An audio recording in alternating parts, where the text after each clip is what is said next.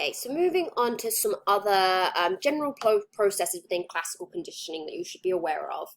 The initial period of learning, so the initial period where an organism is learning to connect a neutral stimulus and an unconditioned stimulus, so as those two are being paired together, this period of learning is called acquisition. Now, this usually requires there to be a very short time interval between the neutral stimulus and the unconditioned stimulus being paired. And it also usually requires the pairing to be repeated multiple times. So for the dog to learn the association between the bell and the food needed to be presented very shortly after the bell. You don't want too big of a time gap.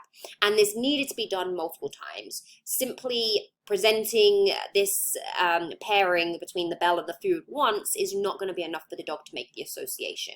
So it needed to be done multiple times. This is generally the case with classical conditioning. Usually it does require, that pairing to be happening close together and multiple times, but there are some exceptions to this. Sometimes conditioning can occur when the interval between the neutral stimulus and the unconditioned stimulus is up to several hours, and the pairing has occurred only once. And the main example where you see this happening is with taste aversion. So if you eat something that makes you sick, unless it's something that you've eaten multiple times and you know it was just because it was cooked badly, you might develop a taste aversion to that food where just the thought of it could make you feel sick.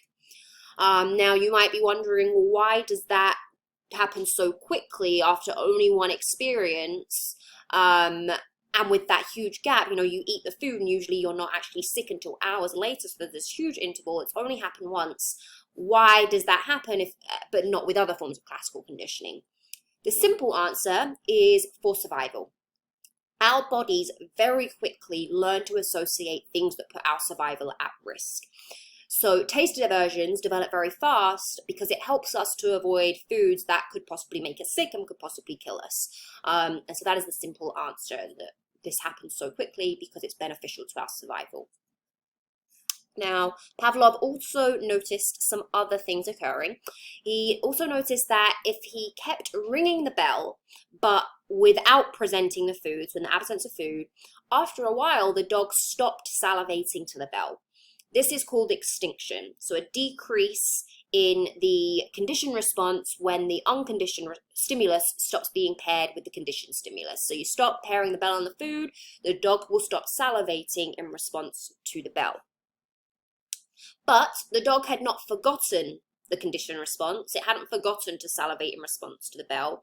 And the reason Pavlov knew this is because he noticed that if after extinction he took a break and he didn't ring the bell at all, the conditioned response would return when he next rang the bell. And so this is called spontaneous recovery, the return of a previously extinguished conditioned response following a break, following a rest period.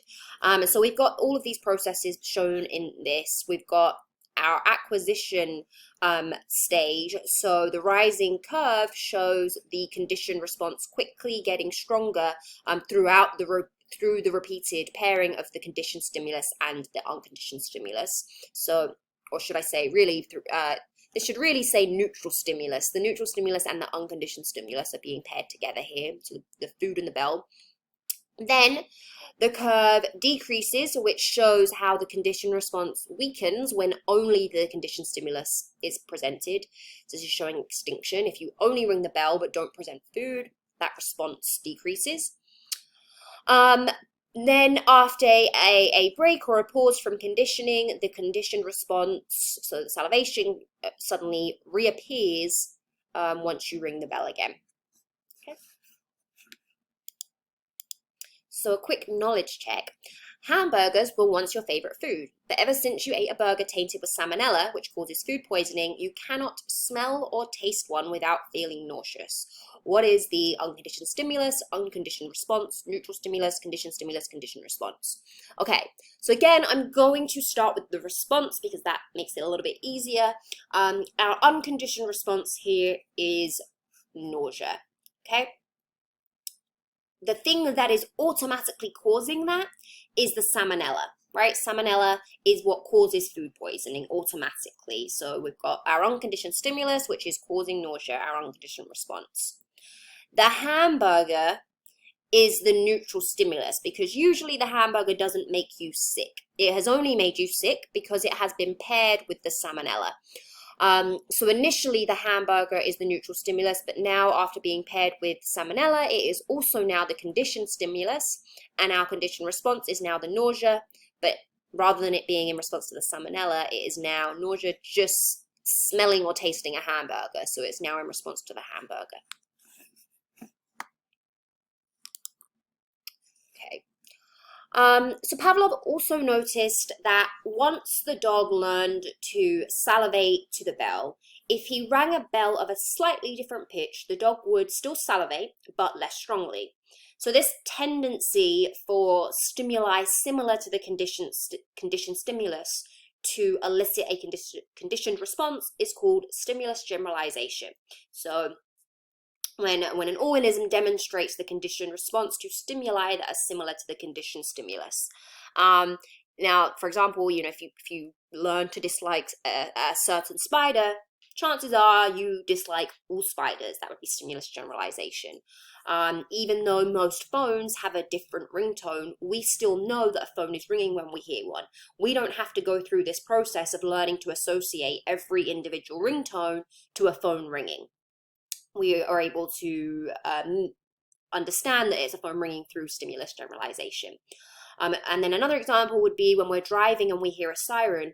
We might have never heard that exact type of siren. Maybe we're in a foreign country and their sirens sound different, but you still know what that sound means, and you're still able to then anticipate, oh, this means I need to pull over, and you engage in that response. So you are engaging in stimulus generalization. You are responding in a way that you would to the original conditioned stimulus because of stimulus generalization. Now, organisms also need to be able to distinguish between different stimuli in order to respond appropriately. So this is called stimulus discrimination. So when an organism learns to respond differently to various stimuli that are similar, with the ability to differentiate between stimuli so that stimuli similar to the conditioned stimulus don't elicit the conditioned response. So for example, we might actually learn to differentiate different types of spiders so that we know which ones are dangerous and which ones are not. I'm going to go with this example here to clarify this. So let's say we have a little girl that as a kid, maybe she's bitten by a large black dog. She has a bad experience with a large black dog. Before that large black dog was a neutral stimulus, but now because of this experience, because it was paired with that bad experience, it is now a conditioned stimulus that elicits fear. Okay, so the fear is the conditioned response. Okay, so that's what we have going on here. This child now also cringes when a small black dog appears. So it's still black, it's not large, so it's different, but it's similar enough because of the color that we see stimulus generalization. We see the same conditioned response, but now in response to something that's slightly different, but similar enough to elicit that.